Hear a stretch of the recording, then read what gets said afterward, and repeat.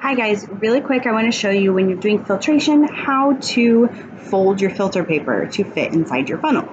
So the first thing you're going to do is fold it in half, crease it, and then you want to fold it in half again.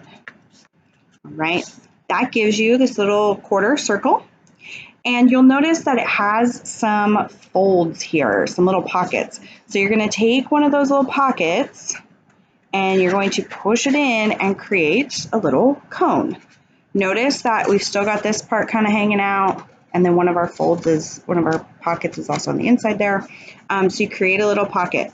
All right, what I often see students do is try and make like this into a pocket and try and connect these two sides, but that doesn't work because then you still have an open side, so it won't work. Okay, so we want to open up one of those pockets, form that little cone, and then that will go down into your funnel.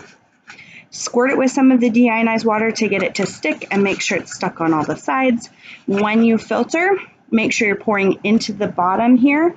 We want to avoid the edges and do not fill it past the edge. So you want to give it a little bit of space here. So you've got a good cone here to be able to add your liquid and filter out your solids, okay? So that's what we want to do for folding our funnels.